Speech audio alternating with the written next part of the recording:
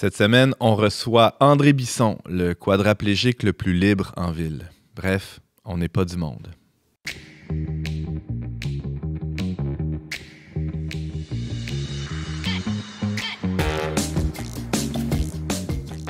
Bonjour à tous et bienvenue à votre magazine Foi et Culture. Ici Antoine Malenfant, votre animateur pour cet épisode hors série. J'ai le bonheur aujourd'hui de m'entretenir avec André Bisson. Et c'est un entretien qui va durer toute l'émission, toute la prochaine heure.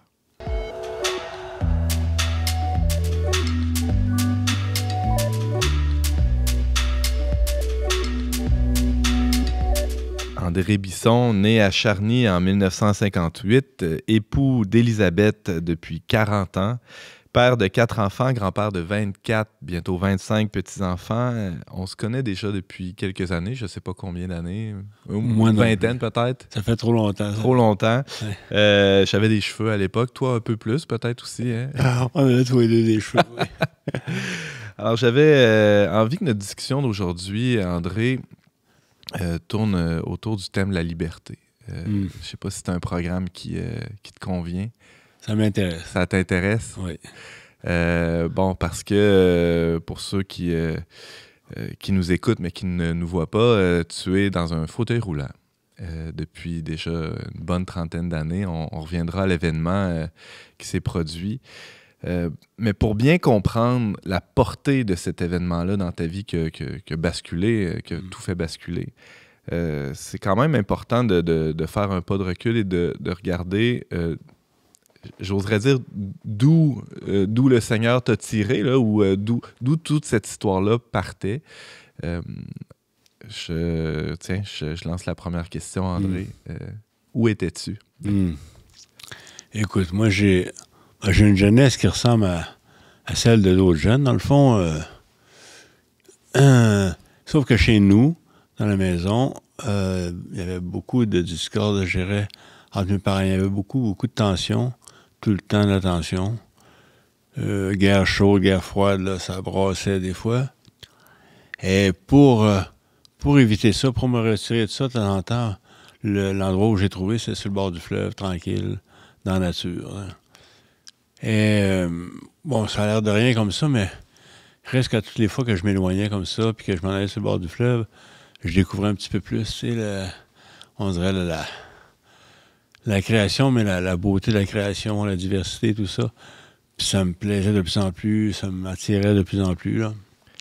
Tes parents étaient-tu toujours à Charny à ce moment-là? Non, à ce moment-là, écoute, j'avais 2 ans, ils sont déménagés à Sainte-Foy. OK. Sainte-Foy, à ce moment-là, c'était... c'est un grand champ avec des vaches. Ouais, c'est un grand champ avec des vaches. Quasiment. Il y avait du bois partout, mais c'était des nouvelles rues en gravelle partout, des nouvelles maisons, des bungalows, tu sais. Ouais. C'était la nouvelle petite bourgeoisie, on peut dire, de Québec, là. Et puis, fait qu'on s'est installé là. Ce qui était intéressant, c'est que c'était plein de jeunes, des nouvelles familles, plein. À Sainte-Foy, il y avait du monde au coton. Qu'est-ce qui est intéressant de dire de ma jeunesse, peut-être, pour vous, c'est que... c'est ça, mes parents étaient... Je connais beaucoup. En même temps, ils étaient croyants. Mais il y a des bouts... Mes parents, c'est deux orphelins qui ont été adoptés, chacun de leur côté, évidemment.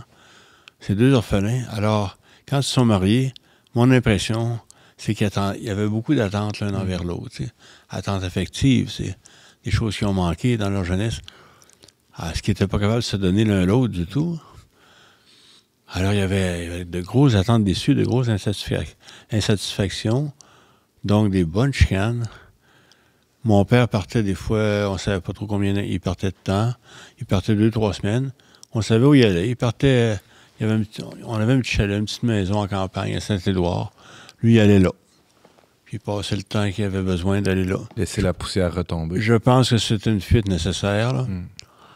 Et ma mère, elle, a cheminé dans la foi, peut-être plus. Elle allait à des retraites, elle allait rencontrer des gens avec qui elle pouvait prier un peu. Puis une chose qui m'a frappé beaucoup de ma jeunesse, c'est particulièrement de ma mère, là, de voir qu'à toutes les fois qu'elle revenait à la maison, là, elle était toujours prête à recommencer. Toujours prête à pardonner, à demander pardon, puis à repartir. Ah, j'ai vu ça. Ça aurait pu avoir l'effet inverse, la foi de tes parents. C'est-à-dire que, vu qu'il y avait des tensions et qu'ils avaient une vie spirituelle ou une vie de foi, tu aurais pu faire l'équation, une autre équation. C'est-à-dire, moi, ça marche m'intéresse pas, hein? pas. Ça marche pas. Ouais, la foi, les fruits que ça donne sont pas si beaux. C'est ça. Mais pour moi, c'était clair que s'il n'y avait pas eu ce cheminement-là de foi, ils auraient pu être ensemble. Mm-hmm. Alors, je voyais que ça préservait quand même un mariage. C'était pas l'unanimité des enfants qui croyaient que c'était une bonne chose. Moi, je me souviens, j'ai un de mes frères qui disait « il faut se mettre de se séparer », c'est quand t'as chicané comme ça. Là. Mm. Mais si vous aviez vu la fin de vie de mes parents, là, toute beauté. Raconte-nous. Toute beauté. Écoute, parce qu'ils sont chicanés tellement toute leur vie qu'à la fin, de voir mon père là, qui avait plus besoin de s'éloigner tout le temps, de s'en aller puis qui servait ma mère, qui était plus faible que lui, etc., là, puis qui était content d'être ensemble, de se parler, qui avait plus les attentes qu'il y avait l'un envers l'autre, là, c'était magnifique. Tu sais.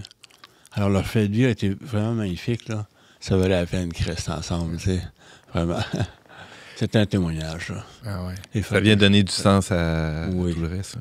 Alors, André, quand ça brassait, toi, t'allais sur le bord du fleuve, t'allais dans la nature. Et très jeune, t'as compris qu'il y avait une beauté, il y avait un ordre dans la nature. Ça a creusé quelque chose en toi. Ça me fascinait. Vraiment, ça me fascinait. Ça m'attirait de plus en plus. Je me suis fait des amis qui aimaient aller dans le bois aussi. On allait voir les oiseaux partout. On était, en tout cas, j'étais un peu maniaque, là. Mais, c'est ça. Dans ma jeunesse, écoute, j'ai fait beaucoup de canots. Justement pour ça, pour pouvoir aller dans des endroits le plus sauvages possible, m'éloigner, tu sais. Puis j'aimais beaucoup ça, évidemment. J'ai fait de la photographie, j'ai fait beaucoup de sport aussi. J'ai fait de la guitare. Moi, j'ai l'impression qu'à l'adolescence, je découvrais le monde, puis je capotais. Je voulais tout faire un peu, là. Je voulais voyager, tu sais, voyager un peu, là. T'allais en Haïti, tout ça. En fait, j'ai une jeunesse vraiment, je dirais, comblante, là. C'est fou, mais je sais pas pourquoi. Parce que tous mes copains de classe, tout le monde que j'ai connu à l'école, ça allait pas à l'église, là. Tu sais, personne qui allait. Moi, j'y allais, puis je sais pourquoi. J'ai toujours été attiré par deux moments. Parce que c'est vrai qu'il y a des homélies qui étaient plates, on verra, là, qui étaient vraiment dolles, qui étaient un peu endormants, mais j'aimais y aller pour le moment de l'Eucharistie, pour le moment de la communion, et pour entendre l'Évangile. Quand j'entendais l'Évangile, ça m'apparaissait une parole qui n'était pas une parole d'homme, qui était une parole qui venait d'ailleurs. Hein. Puis ça me touchait. Là. Même rendu adolescent, jeune adulte, ça se poursuivait. Oui, j'ai jamais... à un moment donné, je suis allé étudier à Saint-Félicien, là, puis on était dans le bois, là, on était dans le parc des Chibougamau, puis j'aimais ça revenir la fin de semaine pour pouvoir... pour pouvoir entendre ça, tu sais, à la messe. Hein. Fait que... En quoi tu as fait tes études? J'ai fait mes études en aménagement de la faune. En fait, ce qui m'intéressait vraiment, c'était l'agriculture biologique. Tu avais un plan, hein? Oui. Puis d'ailleurs, j'ai fait des stages, là, tu sais, plus jeunes, sur des fermes biologiques, là, puis dans des petites communes, là, etc. Ouais. Puis j'étais dans le mouvement de l'agriculture biologique du Québec tout jeune, là. Un précurseur, quasiment. Hein? T'es un précurseur, quasiment. J'étais probablement le plus jeune de la gang, là, quand j'étais là. Mais comme il n'y avait pas de cours d'agriculture bio, il y avait juste des cours d'agriculture industrielle, conventionnelle, comme on connaît, ça ne m'intéressait pas. Alors, j'ai choisi l'aménagement de la faune, qui était quelque chose un peu proche, là, en sachant qu'un jour, je reste une terre. Hein? Fait que j'ai travaillé quand même une couple d'années après avoir étudié en aménagement de la faune, dans le nord du Québec, dans la baie d'Angava. J'étais technicien, j'ai vu des choses incroyables. Là. Ça l'a augmenté disons, l'émerveillement que j'avais déjà de cette création-là, qui est magnifique. Là. Les mouches sont pas venues à bout de ton émerveillement? Écoute, le Nord, c'est magnifique, là, mais il y a les mouches. Oui, il y a les mouches. Il y a toutes les catégories, tout ensemble, tous les gabarits, puis toutes les sortes de piqûres. Mais malgré ça, une beauté infinie. Ah, c'est impressionnant. Ah ouais. Le silence, entre autres, du Nord, là. Tu sais, ici, dans le Sud, là, quand il vente, moindrement, on entend les feuilles, les arbres craquent un petit peu. il y a plus d'animaux qui se promènent. Mais là-bas, il n'y a pas d'arbres, puis l'eau aussi. Il n'y a pas d'arbres, fait que le silence est un silence impeccable. Là. Puis l'eau aussi, là, il n'y a pas de sédiments dans l'eau parce qu'il n'y a pas de terre ou à peu près pas dans le nord. Fait que tu regardes dans l'eau, tu vois profond, tu vois les poissons à 20-30 pieds des fois, là, c'est impressionnant. Non, on a vu des hordes de caribous traverser les rivières avec les loups qui suivent en arrière, là, pour manger les plus faibles, là, Ouais, non, c'est vrai, j'ai fait vraiment des beaux périples. Là. Et vient un moment où tu prends racine, André Bisson, tu t'installes sur une terre. Comment ça s'est passé? En fait, j'ai connu Élisabeth. Ah oui, d'abord. J'ai connu Élisabeth avant, à l'Arche. On s'est connus à l'Arche de Jean Vanier. J'avais entendu parler de l'Arche par quelqu'un qui était, en même temps que moi, à Madonna House, en Ontario, qui est une communauté de vie, en tout cas. Qui est une ferme aussi, d'ailleurs. Hein? Il y a une ferme là aussi, oui, d'ailleurs. Il y a une ferme là-bas, puis ça m'intéressait d'être là. J'ai passé des bons bouts de temps là-bas quand j'étais jeune aussi. Puis là, j'ai entendu parler de l'Arche. D'ailleurs, j'ai donné un livre de retour à quelqu'un qui travaillait à l'Arche, qui m'a invité à aller faire un tour. Alors, on m'a dit, je vais faire un tour. Quand il y a à la porte, Élisabeth répond. Alors, Élisabeth, je regarde par là parce qu'elle est là. Et coup de foudre, des deux bords. C'était vraiment impressionnant. Puis, c'est ça. Je suis revenu à la maison parce que mon plan, c'était pas de vivre à l'Arche non plus. Un peu plus tard, Élisabeth est revenue avec une autre pour me demander si je voulais pas passer un petit bout de temps à l'Arche. Alors, comme j'avais un peu de temps, je suis allé. Je suis allé vivre là. On vivait dans la même maison de l'Arche, dans le même foyer. Fait qu'on s'est connus beaucoup. Puis on a décidé de se marier, etc. Ah, c'est ça. C'était un peu en même temps. Le mariage, puis la terre, parce qu'on a acheté une terre à Saint-Raymond de Port-Neuf. C'est venu un petit peu en même temps, si on peut dire. Hein. Au nord-ouest de la ville de Québec, là, environ. Saint-Raymond de Port-Neuf, un petit peu au nord-ouest. Ouais. C'est ça. On a acheté une terre là-bas. Sur la terre, il n'y avait pas grand-chose. Alors, on a pris une grange qui était démontée. On l'a remontée chez nous. On a bâti une serre. Après ça, j'ai bâti la maison. On a creusé le puits. En tout cas, tout était à faire pas mal. Là. Mais j'aimais ça au bout. Là, à bras, presque tout. Hein? Pas mal tout à bras. On a fini par avoir un tracteur. Là. Mais sinon, il y a beaucoup de choses à bras. On s'est mis à avoir des abeilles, des chèvres, des poules, etc. Puis on a eu... qu'est-ce qu'on a fait aussi? On a fait un grand jardin, des grands jardins, pour pouvoir commencer à vendre des légumes biologiques. Là. L'idée, c'était d'être presque autarcique, là, d'avoir un niveau d'autonomie le plus élevé possible. C'est ça. Et alors, on ne dépensait pas tellement à part le voyagement. Il faut dire qu'avant ça, moi, j'avais connu quelque chose qui s'appelle le chemin néocatéchuménal, qui est un cheminement en petite communauté pour découvrir un peu notre baptême, découvrir un peu qu'est-ce que c'est être chrétien dans la vraie vie. Là. Et puis Élisabeth... Avant d'acheter la terre, tu avais déjà fait connaissance avec cette communauté-là. Oui, c'est ça. Puis Élisabeth aussi, mais un peu plus tard que moi. Et donc, on était sur une terre à Saint-Raymond, mais on voyageait au moins une fois par semaine pour la communauté. Là, souvent 2 fois par semaine pour aller faire un tour.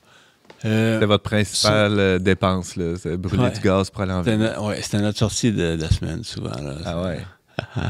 c'est drôle, parce que on était ensemble à journée longue là-bas. Là, c'est une petite terre, une petite maison. Là, une petite maison de bois rond. Puis, des fois, on n'a pas grand-chose à se dire en allant. Mais en revenant, là, c'était drôle, parce qu'on jasait tout le long. Ah ouais.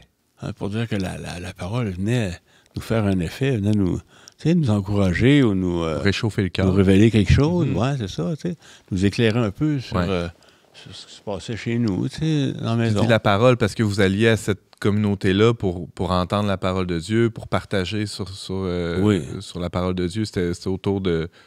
C'était un peu ça le fonctionnement. Oui, en fait, la communauté, quand on se réunit, il y a toujours un moment de partage. Mettons qu'on écoute la parole, c'est une célébration communautaire. On entend quelques paroles qui ont été préparées par quelques-uns de la communauté. Et puis ensuite, on partage sur comment elle nous éclaire, comment elle nous réconforte, comment elle nous dérange aussi. Des fois, il faut se faire déranger. Hein. Des fois, comment elle nous encourage, comment elle nous confirme, des fois, dans ce qu'on fait aussi, etc. comment on se reconnaît dans cette parole-là. Dans les personnages, là, moi, je me reconnaissais partout, dans toutes les paroles, ou à peu près, là. En tout cas. Fait que, non, c'est important pour nous de venir. Donc, il y avait à la fois, c'est presque paradoxal, il y avait ce désir d'autonomie-là, mais il y avait aussi, vous étiez rattaché à un groupe, à une communauté, au niveau de votre foi, où vous ne viviez pas votre foi de manière isolée ou complètement seul là, sur votre petit lopin de terre. Non. Mais pour tout le reste de votre vie, il y avait un projet d'une vie autonome le plus possible. Oui. Puis, je dois dire que s'il n'y avait pas eu ce cheminement-là de foi, là, cette communauté-là, on serait probablement allé beaucoup plus loin. Là. On serait isolé beaucoup plus. Ah oui? On serait éloigné de Québec beaucoup. C'est la petite communauté qui nous a gardé proche de Québec. Sinon, on serait allé en Gaspésie ou en Abitibi, ou je ne sais pas trop où. On serait allé où il y avait une bonne terre pas chère. Oui. Et on va voir dans quelques instants à quel point ça a été providentiel, tout ça, dans la suite des choses. Vous aviez des enfants à ce moment-là, André et Elisabeth? On a eu nos enfants là-bas. C'est-à-dire qu'on s'est mariés en 1983. Ouais. En 84, Jérémie est né. On était déjà sur la terre, là, à ce moment-là, à Saint-Raymond.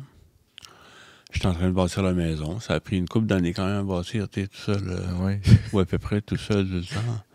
C'était pas une grosse maison, mais c'était... Oui, alors c'est ça. On a eu le temps d'avoir 3 enfants avant 89, avant la date mémorable, où je me suis cassé le cou. Là, parce que, en fait, on était sur la terre, on vivait là, on était content de vivre là et tout. Tous les soirs, tous les soirs qu'il faisait beau l'été, on allait se baigner à la rivière. C'est tout près de la rivière Bois-du-Nord, pour ceux qui la connaissent. Mm-hmm. Puis pas loin de chez nous, il y avait une petite baie avec une plage, là, comme, où on allait se baigner souvent avec les enfants. Les enfants aimaient ça. Elisabeth est enceinte du 4e enfant. C'était un 19 août. L'eau commençait à être froide. Hein? 19 août. On s'est dit, c'est la dernière fois qu'on vient, elle est trop froide. Mais on se baigne un peu. Puis là, je voyais Elisabeth qui était dans l'eau, saucée peut-être jusqu'à la taille, mais elle trouvait l'eau frette. Les enfants s'étaient baignés, moi aussi. Mais là, je voyais Elisabeth dans l'eau, je me dis, bon, ben, je vais retourner une dernière fois. Je vais l'arroser un petit peu en passant. Je vais l'aider un peu, tu sais. Fait que là, je descends à la côte parce qu'il y avait une butte. À partir de l'auto, là, aller jusqu'à l'eau, il y avait une butte, OK. Alors, je descends la butte à la course, puis il y a une plage, je cours, puis là, je plonge à côté d'elle. J'avais plongé là des centaines de fois. Là. Plongeon de surface. Oui, c'est ça. C'était pas un plongeon de haut du tout. Là. Puis j'étais à l'aise, super à l'aise dans l'eau. Oui. Je plonge juste à côté d'elle, mais là, je me rends compte que je suis trop proche d'elle. Tout arrive vite. Hein, là, je le raconte au ralenti. Mais en plongeant, je me rends compte que je vais peut-être accrocher le ventre si je l'arrose avec mon bras gauche. Fait que là, je me retasse le bras pour l'éviter, mais j'ai pas le temps de l'allonger pour faire un plongeon de surface normal, tu sais. Alors, le bras, en le tassant, c'est comme s'il m'a freiné puis amené au fond de l'eau. J'arrivais avec la vitesse aussi, là, tu sais, fait que ça m'a vraiment entraîné au fond. Puis rendu au fond de l'eau, je me suis cogné la tête. Ça doit être du sable, là, au fond de l'eau, là. Tu sais, en dessous de 2-3 pieds d'eau, c'est quand même dur. Mm-hmm. En me cognant la tête, ça l'a cassé la 5e vertèbre. Sur le coup, là, ça l'a fait une espèce de bruit, comme une petite ballonne qui dégonfle, tu sais. Puis, comme ça, là, pendant une dizaine de secondes, là.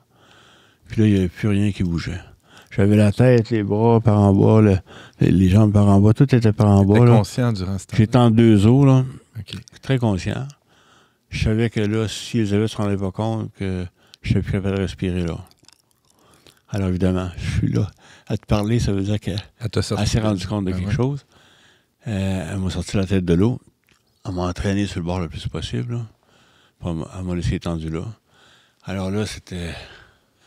Ouais, ça, c'est le début de quelque chose de complètement nouveau. Là. C'est une nouvelle vie complètement parce que moi, mon corps, il était en forme. J'ai fait beaucoup de sport. Je sais pas, je t'ai dit tantôt, là, mais j'étais vraiment en super forme là, pour travailler. Puis j'aimais ça, travailler physiquement aussi, là. Pour construire Alors, ta maison, toi, oui, ça c'est prenait ça. un peu de tonus. Toutes les quand choses, même. j'aimais ça. Là, ouais.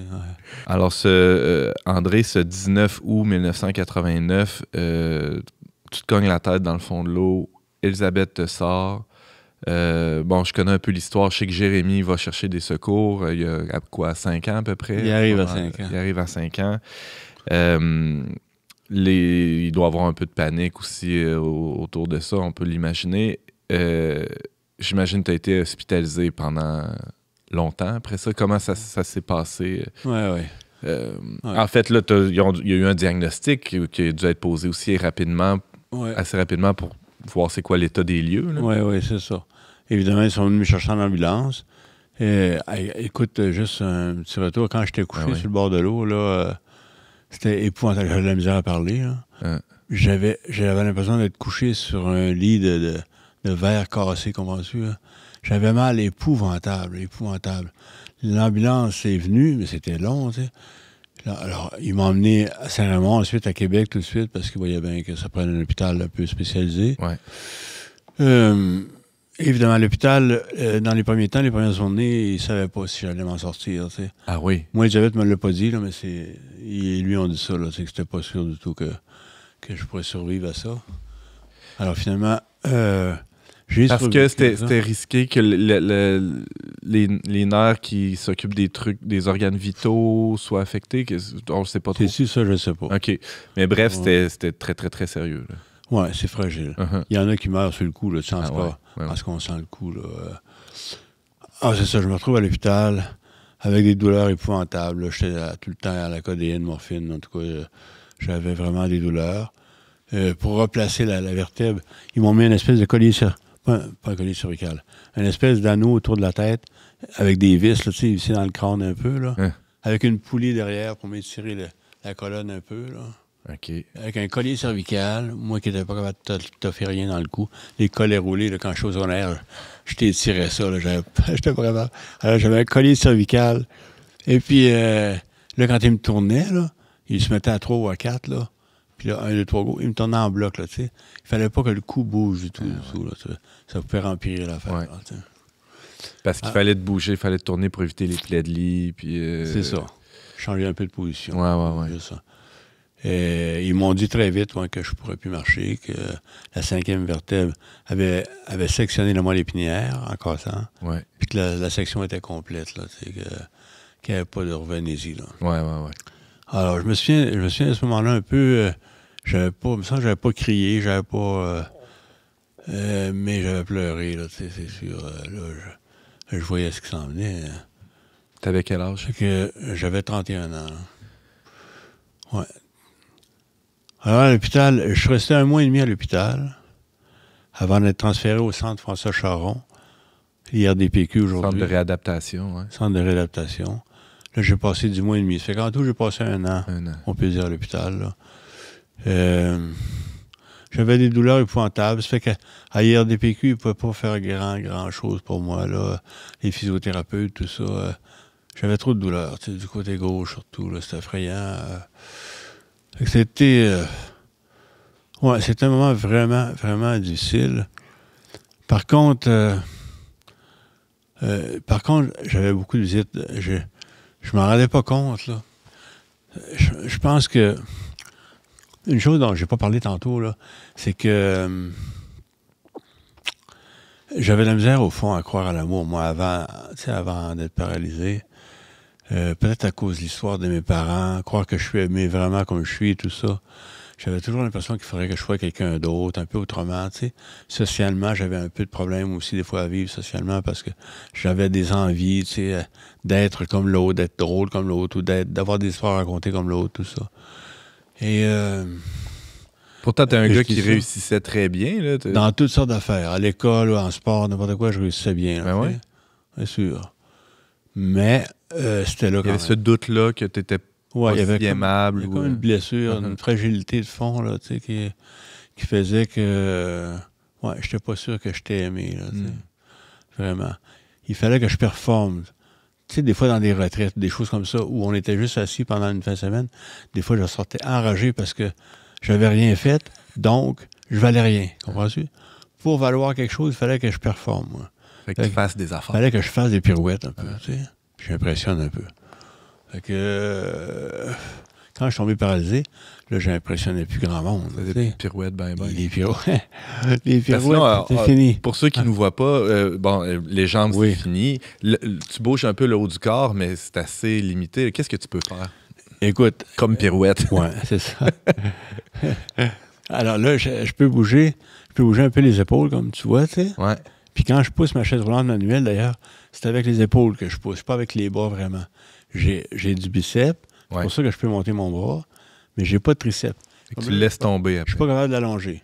Si je veux l'allonger, je le laisse tomber par gravité, tu vois. OK.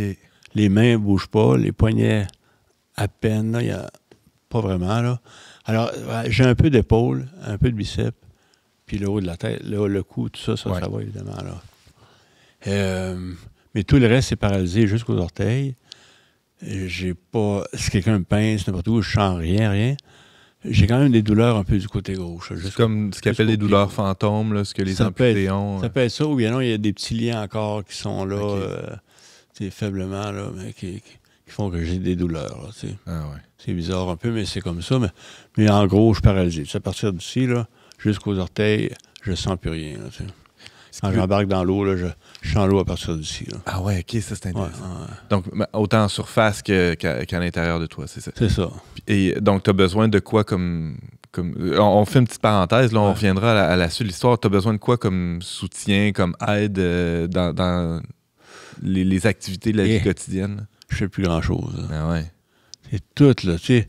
M'habiller, me laver, la toilette... changer de chaise ou de passer du lit à la chaise ou à l'inverse. M'installer à l'ordinateur, m'installer pour lire, m'installer pour manger. En fait, j'ai besoin d'aide, me brosser les dents, que ce soit uriner ou faire des selles, tout ça. J'ai besoin d'aide pour tout ça, là, tu sais. Tu peux pas tourner toi-même, c'est ça, dans un lit la nuit, non. Changer de position, donc ça prend quelqu'un à côté de toi. Ça prend quelqu'un à côté de moi, tu sais, pour me tourner, me mettre dans une bonne position. Puis au début, j'avais beaucoup d'espace. Écoute, au début, là, je dirais que j'avais vraiment il y a deux choses qui me paralysaient. Il y avait l'inertie, là, le fait que j'étais mobile, mais il y avait aussi les douleurs. C'était épouvantable. Je me demandais si j'avais le choix de perdre un ou l'autre, là, les douleurs, la paralysie, je ne sais pas, j'aurais pas su quoi répondre, parce que c'est lié, là. C'est lié, mettons qu'on les délie. C'était effrayant, les douleurs que j'avais. Vraiment. Que les médicaments ne pouvaient pas régler. J'ai essayé toutes sortes de choses. À un moment donné, ils m'ont donné de la morphine, c'est pour essayer, puis ça ne réglait pas. J'avais trop d'effets secondaires aussi, ça ne marchait pas. En tout cas, c'est ça.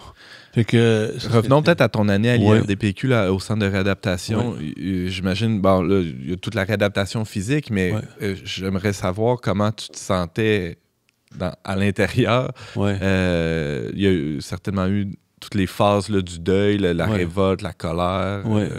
Oui, puis je vais essayer de lier ça aussi à ce que je te disais tantôt, qu'avant d'être paralysé, j'avais cette espèce de faiblesse-là, là, de ne pas me savoir aimer. Là.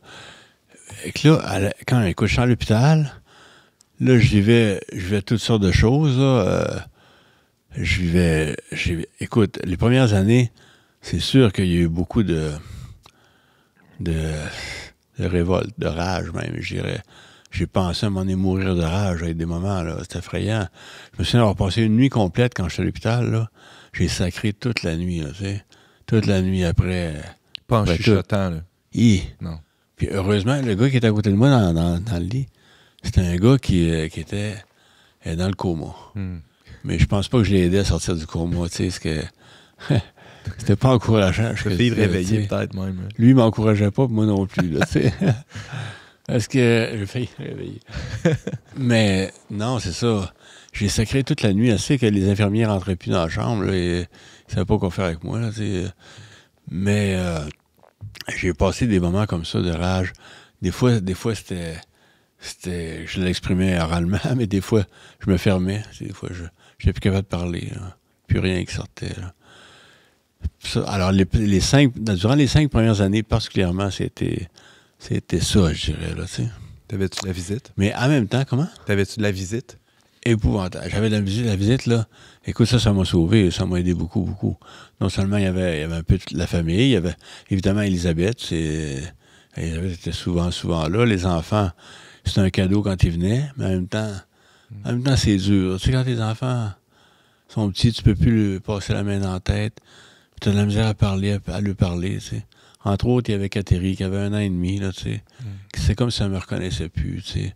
Elle te voyait avec tout ton attirail. Ça aussi, là, tu sais. Dans la tête. Puis... Ça, dans le début, il y avait ça aussi, là, mais même après, c'est comme... C'était difficile, là. Tu sais, on sait pas... En tout cas, on sait pas, on s'imagine que c'est dur, hein, quand un enfant nous réveille la nuit, là, puis qu'il faut se lever pour aller... Mais moi, une chose que j'ai réalisée quand je suis revenu à la maison, par exemple, c'est que ce qui est bien plus dur que ça, là, c'est quand l'enfant pleure puis t'es pas capable de te lever. Ça, c'est rough en mots, ça, tu sais. Ça venait me chercher, là. Vraiment, tu sais. Toutes sortes de petites choses comme ça. Mais en même temps, les enfants, pour continuer avec les enfants, c'est qu'ils m'ont aidé, sans trop s'en rendre compte, là, mais ils m'ont aidé beaucoup, tu sais, à sortir de mon nombril, là, tu sais, à penser à d'autres choses qu'à ma misère, qu'à ma difficulté, là, de toutes sortes. Tu sais, quand t'embarquais sur moi, papa, raconte-moi une histoire, ben je vais faire mes devoirs avec toi, tu sais, ou n'importe quoi, là, tu sais, n'importe quoi. Eux, ils t'aimaient inconditionnellement, pour faire un lien avec ce que tu disais un peu plus tôt. Ils t'aimaient pas parce que tu étais un père performant ou qui allait jouer au hockey avec eux. Ben non, hein.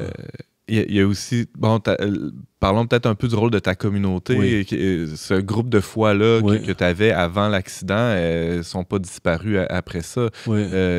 Ça fait partie des gens qui te visitaient, qui te soutenaient pendant ça? Oui, c'est ça. Il y a du monde, un peu de Bethel. Il y a une communauté qui s'appelait Bethel, mais qui n'existe plus, là, qui venait aussi. Mais il y a de la communauté néo-catéchuménale, il y avait tout le temps du monde avec moi, tout le temps. Assez les infirmières disaient, écoute, t'as une grosse famille, toi, tu sais. Ben, c'est ça, c'est une forme de famille, tu sais. Ils venaient, puis il y en a des fois qui priaient avec moi, il y en a qui venaient juste pour jaser, mais tu sais, c'était un soutien impressionnant. Il y en a qui passaient quand j'étais à l'hôpital. Il y en a là, qui toute la nuit s'assoyaient sur une petite chaise droite à côté de moi, là, puis que le lendemain matin, ils allaient travailler, là. Alors, tout cet amour-là que j'ai reçu, là, je m'en rendais pas compte au début, là. Mais c'était précieux, là. Ça descendait, c'est un peu comme, on dit, comme la pluie qui descend tranquillement, puis qui finit par abreuver une terre super sèche, là. Mais je pense que c'est ça qui est arrivé, tu sais. C'est que je pouvais plus rendre à personne ce qu'il faisait.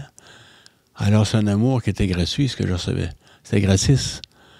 Puis cet amour-là que j'ai reçu, des personnes qui sont venues me voir, qui sont venues me visiter, ça m'a aidé à découvrir que l'amour de Dieu, c'est ça. C'est comme ça. C'est gratis. Je n'ai pas rien à payer. Je n'ai pas de pirouette à faire. Je n'ai pas à performer pour être aimé de Dieu. Parce que moi, quand j'étais jeune, puis que mes parents chicanaient, j'avais appris à être un bon gars. Il fallait pas mettre d'huile sur le feu, parce que c'était augmenter le problème, là. Ils ont déjà assez de problèmes entre eux. Tu ne peux pas en rajouter en étant un enfant malcommode. C'est ça. Alors ça, c'est un cadeau immense. Immense, cette guérison-là, profonde, là, de me savoir aimer comme je suis. Des fois, j'allais à des parties. Des fois, j'étais bien dans des parties, mais d'autres fois, c'est avant la paralysie, là. Des fois, j'étais tellement mal, là. J'étais plus capable de parler, de faire rien. Et puis, maintenant, dans des fêtes, n'importe quoi, là, je suis à l'aise au coton. Pourtant, je peux plus aller danser, je peux pas aller voir le monde que je voudrais aller voir, je peux plus dire, mais je suis bien. Je suis bien comme je suis parce que il y a une guérison qui s'est faite véritablement, là, au niveau de l'amour, au niveau du cœur. C'est comme si la paralysie extérieure a permis la guérison d'une paralysie plus importante et intérieure, je dirais. Je disais au début qu'on allait parler de la liberté. On n'a pas tant parlé, quoique on a parlé de l'autonomie, qui est peut-être une fausse conception de la liberté, là. Tu te sens plus libre maintenant qu'avant? Avant, moi, j'étais un gars libre. Là, quand je voulais aller faire du canot, quand je voulais aller faire de la moto, là, je m'achetais une moto, puis j'y allais, puis c'était comme ça. Alors, je faisais un peu ce que je voulais quand je voulais, mais c'est ça, c'est une conception un peu limitée, hein, de la liberté. Dans mon cas, en tout cas, c'est très limité de faire ce que je veux quand je veux. Écoute, la liberté, là, je vais te raconter une chose. Hein. Un jour, là, quelqu'un m'a demandé si je voulais aller avec lui à la prison d'Orsainville. Parce que lui, il visitait les prisonniers une fois toutes les 2 semaines. Il allait faire un tour là.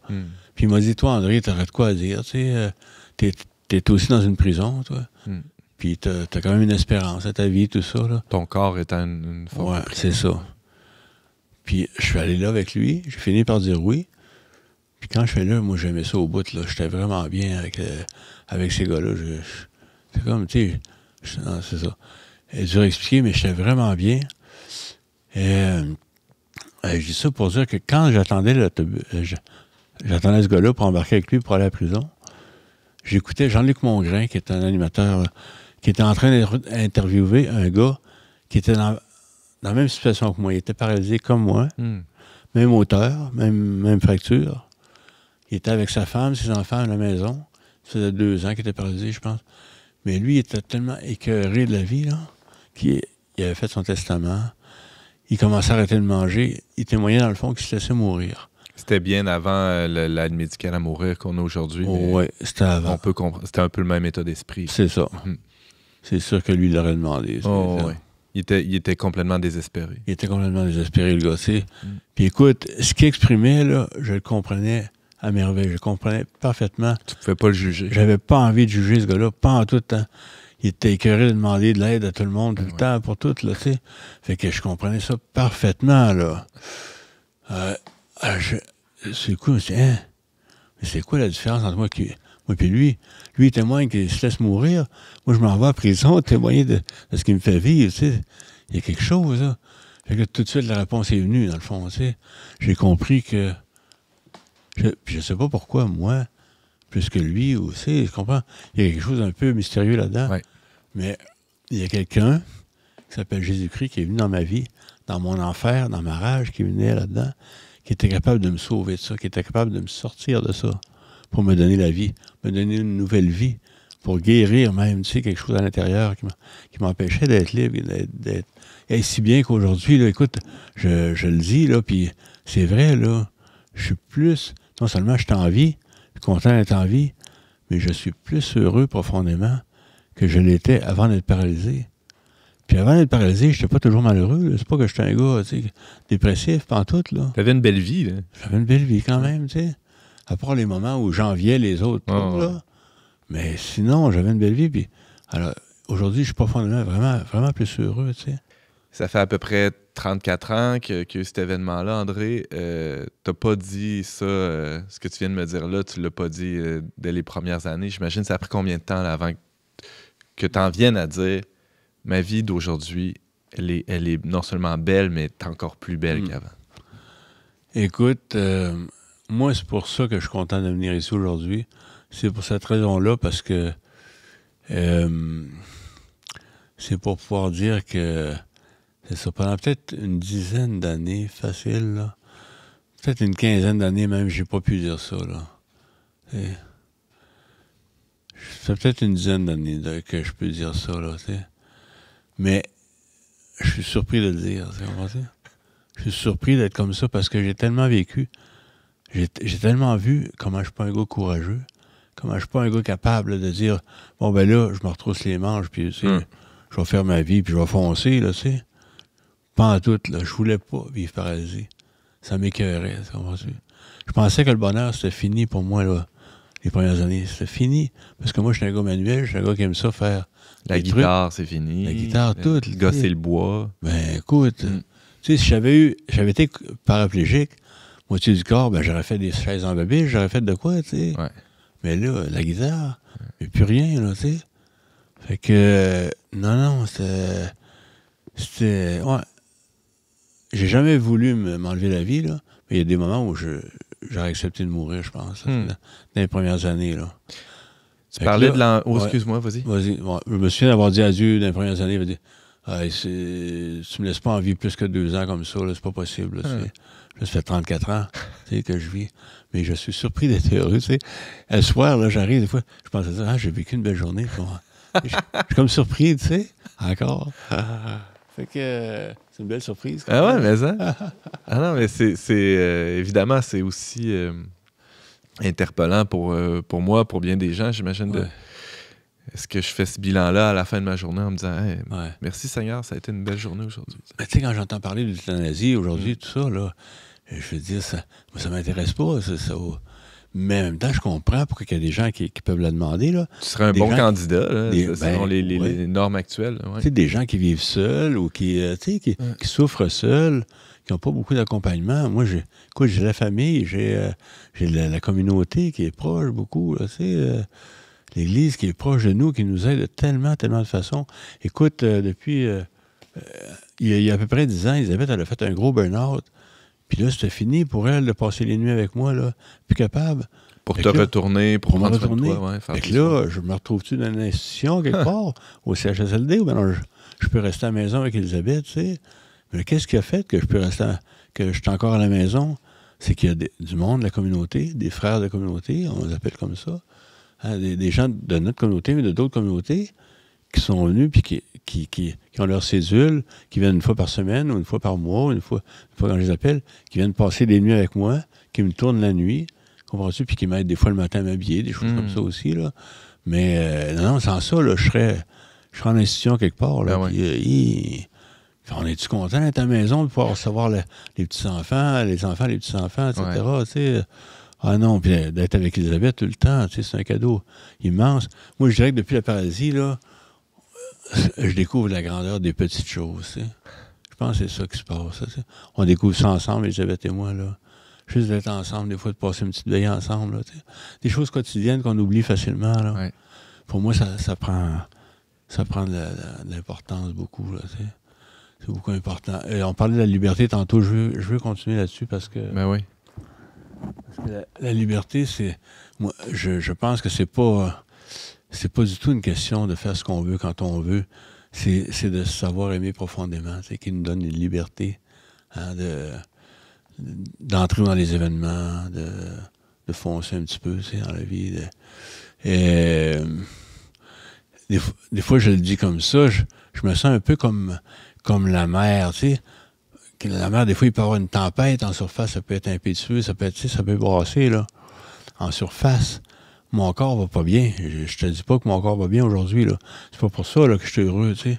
Mon corps va pas bien du tout, là. Tu sais, j'ai toujours des infections. Tu es hospitalisé de temps en temps quand même, là. Oui, souvent, tu sais. Facilement 3 fois par année, là. Puis c'est tough, là. Puis tu sais, quand il y a toutes sortes de choses qui sont dures. J'ai encore des douleurs, j'ai des sueurs, j'ai la pression qui monte haut, qui descend, etc. Tu sais, j'ai toutes sortes de problèmes physiques, là. Mais, profondément, la mer est tranquille. Mais c'est comme ça que je me sens un peu. En haut, en profondeur, c'est tranquille, je suis en paix. T'sais. Puis ces moments de paix-là, il y a un gars, c'est un prêtre qui m'a dit un jour, ces petits moments de paix-là que tu vis, là, tu vois, ils vont se rallonger, puis à un moment donné, ils vont se rebouter. Tu vas toujours être en paix. Puis c'est ça qui s'est passé. Hein. Aujourd'hui, là, j'ai plus... La rage, je connais plus ça. Là, la révolte, pratiquement plus. Là. Je me sens en paix tout le temps, tu sais, ou à peu près. Là. Il y a eu des moments où tu étais envieux. Tu voyais au début, d'autres pères de famille qui pouvaient prendre leurs enfants. Que oui. Tu sais, quand tu partais en vacances, par exemple, là, faire du camping, n'importe quoi, là. Ou que on laissait aller nos enfants avec d'autres parents, tu sais, pour qu'ils les amènent en vacances. Là. Ça, c'est sûr. T'étais pas là à ces moments-là. Des moments durs, là, non, c'est ça, j'étais pas là nécessairement. Ah non, il y a des moments... Écoute, des fois, je regardais un goéland voler, je disais, comment ça qu'il a le droit de voler, lui, puis que moi, j'ai pas le droit de marcher, là, tu sais. T'étais envieux des goélands. J'enviais les goélands. J'enviais les gars qui faisaient laisser la chaîne aussi. J'entendais aussi la chaîne. Moi, j'aimais ça aller dans le bois, là, l'automne, faire le bois de chauffage, tout ça. J'amenais Jérémie avec moi, puis tout, les... Aïe, en tout cas, c'est ça. C'est tough, là, c'est vraiment tough, là, au début. C'est un paquet de détachements, tu sais. Je ne pouvais plus faire l'amour avec Elisabeth comme avant, tu sais. On ne peut plus avoir d'enfants. On était ouvert à en avoir d'autres enfants. Là, c'était fini, là. Ah, c'est toutes des choses, tu sais. Quand je te dis que je ne pouvais pas me lever la nuit pour les enfants. C'était... Non, il y a eu des moments vraiment, vraiment pénibles, mais tu sais... Mais ça finit par s'estomper, ces moments-là, c'est ça? C'est ce que tu dis? Oui. Les moments de paix sont devenus plus... Ils ont pris de la place. Ils ont pris le dessus. Oui. Écoute, avec la communauté, on vit des pèlerinages aussi. On a vécu un pèlerinage magnifique, là. Il t'embarquait dans Italie. Le bateau avec... Il m'embarquait dans le canot. Dans le canot. Oui. Disons qu'on allait en avion, puis Oui, c'est ça. Avec la communauté, on est allé en Italie, on est allé aussi en Israël, là. Mais c'était magnifique, ça. C'est des moments qui m'ont aidé beaucoup, là. Ah ouais. Puis en revenant, j'ai lu la vie de quelqu'un qui m'a vraiment aidé. Catherine de Saint-Augustin. OK. C'est fou, hein? Je pensais jamais être rejoint par l'histoire de Catherine. La bienheureuse Marie-Catherine de Saint-Augustin, ici, là, Marie. à Québec. Là. Oui. J'ai lu ça, là. Qu'est-ce qui t'a marqué? Puis j'ai pleuré à plusieurs places là-dedans. Là. Il y a toutes sortes de petits clins d'œil là-dedans. Là. Entre autres, est arrivé à Québec un 19 août 1932. Okay? 1632, voilà. Mais des petites choses comme ça, là.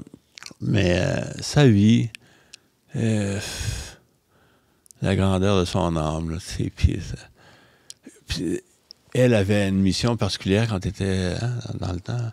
C'était une hospitalière, là? Oui. Mais de garder les démons de la communauté enfermés, là, en elle. Là. Elle n'était pas possédée des démons, mais elle les gardait enfermés. Elle prenait sur elle. Elle prenait sur elle pour pas qu'ils fassent de mal, à un peu à l'autre.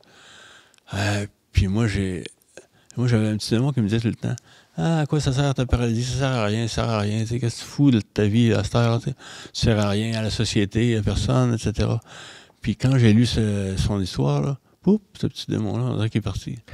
Il était plus là. J'avais plus cette espèce de petit démon-là de tannant, là, qui venait m'achaler tout le temps.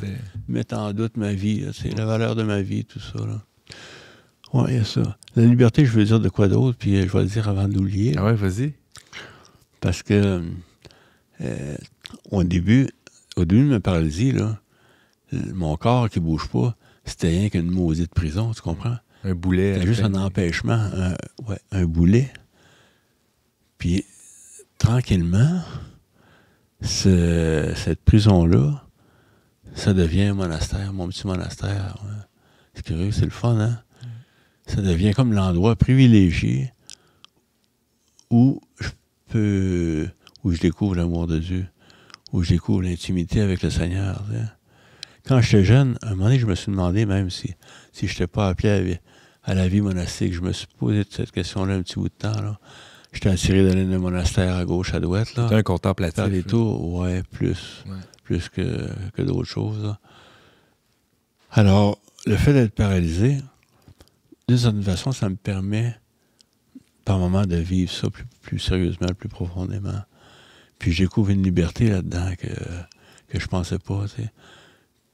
Puis à chaque jour, je demande au Seigneur d'unir ma croix, mon épreuve, à la sienne. Puis ça donne un sens à toute ma vie. Là, je remets ça dans les mains, parce que moi, je suis pas capable de porter cette croix-là. Mais unie à la sienne, ça a un sens. Je découvre que ça a un sens, ma croix. Là. C'est pas juste de souffrir pour souffrir, puis souffrir pour... Pas que t'es un doloriste, là, André, qui aime ça avoir mal, puis c'est ça, parce que on l'a évoqué tantôt, il y aurait eu des options là, d'en finir avec cette souffrance-là. Ouais. C'est pas que tu prends plaisir, t'es pas sadomasochiste, là, en tout cas, parce que je sache. Là. Non. non, je suis vraiment pas maso. Là. C'est pour ça que je suis surpris d'être heureux, tu comprends? Uh-huh. Je suis surpris parce que j'ai encore mal. C'est moins pire que dans les premiers temps, là. Mais j'ai encore des moments vraiment difficiles, tu sais. Ouais. Non, je suis heureux parce que ma vie prend un sens. Et puis que, en demandant au Seigneur d'unir ma croix à la sienne, c'est comme si ma vie prenait de la valeur. Je découvre la valeur de ma vie, tu sais. Il y a quelque chose que je ne mérite pas là-dedans, là, mais je me sens uni à un grand mystère, tu sais. Un grand mystère d'amour. Parce que j'ai peut-être plus mes jambes pour bouger puis mes bras pour travailler, mais j'ai encore un cœur, tu sais. Je peux encore être aimé, je peux encore aimer, là, tu sais. Puis de découvrir l'amour de Dieu, ça me donne aussi le désir d'aimer à mon tour, tu sais, de redonner un peu ce que je reçois, là, tu sais. Plus encore, là, sur ton corps qui n'est plus une prison, mais un monastère, ce corps-là, vulnérable, là, tu parlais de toutes les complications que tu as encore aujourd'hui, et pas menaçant pour personne, là, c'est-à-dire que pour tout le monde qui te visite ou qui entre en relation avec toi, on est devant quelqu'un qui qui est très disposé à l'écoute, justement à échanger avec les autres. Est-ce que tu vois le rôle de ce corps-là affaibli dans tes relations avec les autres? Ou c'est plus ma perception de Ouais, peut-être que je me rends compte moins que toi, là. Mais c'est sûr, écoute, oui. Tu sais, je vois souvent autour de toi, il y a souvent de la visite. Bon, Elisabeth et toi, vous êtes très accueillants à la maison. Il y a des pauvres qui vous visitent. Il y a quelque chose de particulier quand même là, autour de votre foyer. Il y a un gars, là, qui, avant que je sois paralysé, lui, il était alcoolique depuis des années. Là. Puis, quand je suis tombé paralysé, puis j'ai demandé de venir passer des nuits avec moi pour m'aider à me tourner, là, à un moment donné, il m'a dit quelque chose. Il m'a dit, André, avant que tu sois paralysé, là, t'étais pas accessible. Que lui, il se sentait faible du fait qu'il était alcoolique, tout ça. Ouais. Puis moi, il me voyait comme un gars fort, capable de tout faire. Puis aussi des autres autonomes, suffisants, etc. Là, une espèce de suffisance orgueilleuse là, qu'il fallait qu'il brise aussi. Là, être trop capable. Là. Et puis là, de me retrouver paralysé, là, il dit, là, je retrouve un gars qui est accessible. Alors, tu vois, le fait que je sois faible, le fait que je souffre, c'est vrai que ça me rend sensible à la souffrance de l'autre aussi. Ah ouais. Même si c'est pas la même souffrance, je peux comprendre un peu mieux. Tu sais, on comprend jamais tout la souffrance de l'autre, mais au moins on peut être un peu plus compatissant, tu sais, devant la souffrance de quelqu'un d'autre. Ça, c'est sûr. Ça, c'est vrai. C'est vrai qu'il y a du monde qui vient chez nous. Il y a du monde qui appelle, tout ça. Et j'ai le temps aussi. Ah ouais. Hein? Je suis pas pressé, j'ai pas de job. C'est une ligne d'écoute. Pas continuelle, là. Mais ouais, c'est un service. Peut-être une dernière question, André. Il nous reste 3-4 minutes, peut-être. Ta vie de grand-père, comment tu la vis avec ton épouse? Quelle consolation. Quelle belle consolation. Pensais-tu voir ça? Il y a 34 ans, là? Ah, tu sais, quand je suis tombé paralysé, là, puis je me disais, je vivrai pas longtemps, là. Je vivrai pas assez vieux, là, tu sais. Là, aujourd'hui, écoute, 24 petits-enfants, là, tu sais, puis... non, c'est de toute beauté, puis là, cet été, l'été passé, les petits-enfants nous ont fêté notre 40e anniversaire de mariage. Là. Ils étaient tous là, aussi notre fille d'Alberta et tout, là. C'était un moment merveilleux, là. C'est un mémorial pour ma vie. Je vais m'en souvenir longtemps. C'est comme un moment d'amour, là, tous ces petits-enfants-là, autour, là, qui courent, puis qui sont en vie, là. Puis il n'y en a pas deux pareils, hein. C'est ça qui est beau, c'est ça qui est formidable, hein, quand on prend du temps, quand on les garde un peu, on les découvre en même temps, là, ces petits-enfants-là. Puis, non, c'est comme si, tu sais, avant ma paralysie, là, j'étais dans le bois beaucoup, j'étais sur une ferme, j'étais éloigné de ça. C'était facile avec les animaux, ça, là. J'avais peur un peu des humains, c'est pour ça aussi que j'étais bien loin. Ça me faisait peur, les relations. C'était compliqué pour moi, mais d'être paralysé, d'être obligé d'avoir des relations proches, là, tu sais, de proximité, de toutes les façons, là. Ben, ça fait que je découvre l'homme. J'ai l'impression de découvrir la grandeur, la beauté de l'humanité maintenant. T'sais. En chaque personne qui vient, que je rencontre, qui viennent pour les nuits. Quand Elisabeth, je n'ai pas parlé beaucoup, mais quand Elisabeth est tombée dans un gros burn-out, là, elle est obligée de recevoir du monde pour m'aider la nuit, là, continuellement, ça me plaisait pas en tout, là. J'étais en maudit, des fois, je voyais le frère arriver ou la personne arriver, puis je voulais pas, tu sais. Mais aujourd'hui, je suis content. Il arrive, je suis content. Pas parce que je suis content de ne pas coucher avec Elisabeth, là, tu sais. Ça n'a aucun rapport. Ah ouais.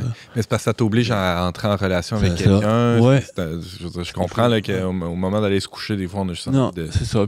Puis le lendemain, il y a une autre personne qui vient pour nous aider dans la journée, etc. Ouais. Ça, fait que, ça bouge beaucoup. Il y a un inconfort là-dedans, là, quand même. Oui, c'est ça. Je suis plus tout seul dans le bois. Là. André Bisson. C'est ça. Y a-t-il quelque chose que tu aurais aimé ajouter qu'on a... Aïe. Des fois, je me dis, là, je pense à la chenille, là, tu sais, aux chenilles, là, c'est tellement vulnérable, une chenille, hein. Mais quand ça rentre dans le cocon, là, c'est métamorphosé, ça devient quelque chose de magnifique. Là. Il y a des papillons qui sont magnifiques, on s'entend. Ouais. Je me dis, qu'est-ce que Dieu réserve à l'homme, là, tu sais? Et moi aussi, dans ma paralysie, je suis brisé, tout ça. Je sais pas trop ce qui se passe, là, tu sais. Mais il y a quelque chose qui s'en vient aussi pour nous. On le sait qu'on est de passage sur la terre, là. Mais la mer, qu'est-ce que Dieu nous réserve à l'homme, tu sais, de beauté, de grandeur, à travers, quand on rentre dans la souffrance comme ça, quand on rentre dans les choses qu'on comprend pas, quand on est dépassé par ce qui se passe, là, tu sais. Qu'est-ce qui nous attend de magnifique, là, derrière tout ça, là, tu sais. Je pense que c'est grand, là. C'est vrai que j'ai perdu la force de travailler, j'ai perdu la santé, j'ai perdu l'apparence aussi que j'avais, là. Mais tu sais, tout ça, là, la véritable beauté de quelqu'un, c'est pas que c'est un pétard ou pas, là. C'est l'amour qu'on a les uns pour les autres, tu sais. Mère Teresa, c'était pas un pétard entre toi et moi, mais elle était belle. Elle était belle, tu sais. Ouais. Quel regard qu'elle avait, hein, tu sais. Alors, c'est ça, la beauté, c'est autre chose. La force, c'est autre chose. C'est la foi, la force, la véritable force. C'est la foi. C'est de savoir qu'il y a une roche en dessous de la maison, tu sais, qui tient à la maison. Quand tu le sais, tu n'es pas obligé d'y aller à tous les jours, de vérifier à tous les jours. Et là, la roche, tu sais, elle reste là. Ah, c'est ça, la foi, tu sais.